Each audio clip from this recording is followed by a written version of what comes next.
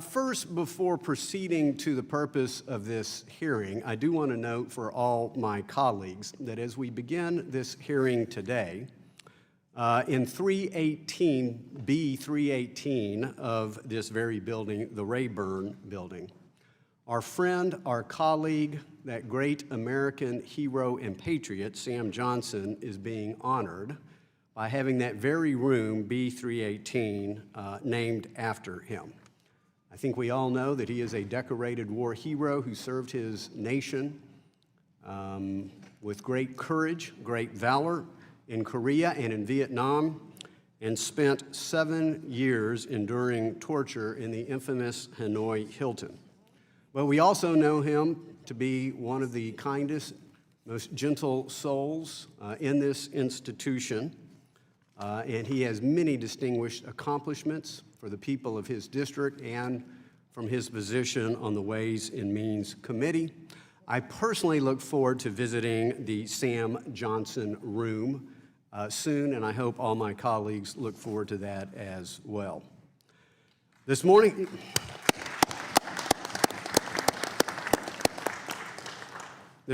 we welcome Securities and Exchange Commission Chair Mary Jo White.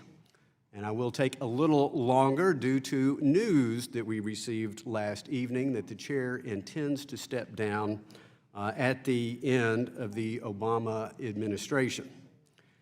I do wish to acknowledge on behalf of all that Chair White has now completed over 2 decades of distinguished public service as a U.S. attorney, as chair of the Securities and Exchange Commission. She has brought an incredible amount of professionalism to her position. She is known for her independent judgment, which is greatly admired and respected. I also want to personally thank her for being one of the witnesses, one of the few witnesses from the administration that has never requested an artificial time limit on her attendance at a hearing. She has always made herself available to this committee, and she has always made herself available to all subcommittees.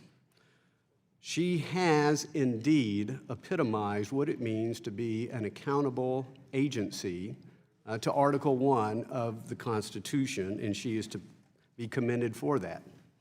Also, she has always submitted her testimony on a timely basis. If there were cash and valuable prizes we could award you, Madam Chair, for such an accomplishment, we would, but I'm sure we would breach a number of ethical and legal considerations by doing so. She has always made her division and office directors available.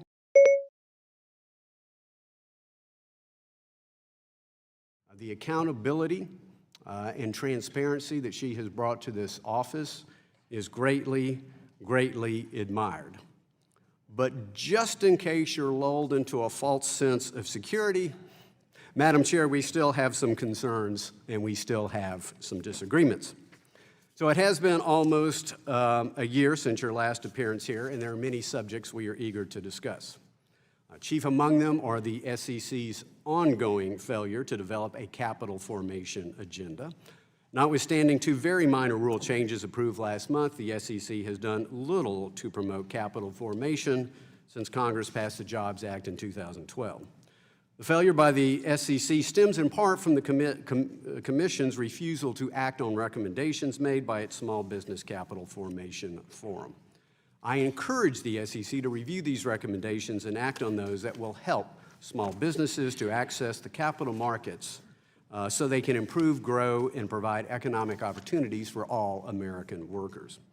Also languishing at the SEC is a directive passed by Congress requiring the SEC to simplify its disclosure regime. The FAST Act, which became law nearly a year ago, requires the SEC to eliminate or reduce burdensome, duplicative, or outdated disclosures.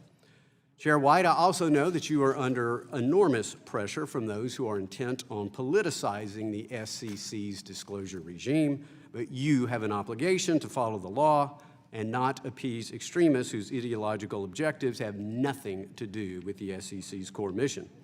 In addition, the SEC's failure to require the electronic delivery of mutual fund documents is disappointing. How can the SEC force public companies to engage in social, environmental, or sustainability disclosures while simultaneously promoting the wasteful use of paper, the cost of which is ultimately borne by investors? It's time for the SEC to move into the 21st century and allow for the e-delivery of mutual fund documents. Finally, we need to discuss the SEC's budget request. As I look at the disturbing national debt clock before me and to my sides, I see no need for the SEC to receive a pre-funded escrow account of more than $290 million for a potential move of its headquarters. The SEC will have to increase its fees to pre-fund the move, which is nothing less than a tax on capital formation. Furthermore, the claims that the SEC is underfunded are not supported by the facts, since the SEC's budget has increased by a whopping 325% since the year 2000, an increase that the American people do not enjoy. Moreover, the SEC's current budget of $1.6 billion does not account for the money in its reserve fund, which can include up to $100 million, plus another $25 million in unused funds that carry over from the previous fiscal year. Finally, Chair White, and this is most important, whenever there is a transfer of power from one presidential administration to another, there is a temptation for federal agencies to rush pending rulemakings to completion as a way of cementing the policy priorities of the outgoing administration. But this type of midnight rulemaking is neither conducive to sound policy nor consistent with principles of democratic accountability. As there are currently 2 vacancies at the Commission, absent an emergency, given your current reputation and legacy, I would strongly urge you to respect the results of last week's election and resist the temptation to finalize any regulations, including Dodd-Frank Title VII regulations, in deference to the right of the incoming administration to set its own priorities upon taking office in January. I now yield 5 minutes to the ranking member.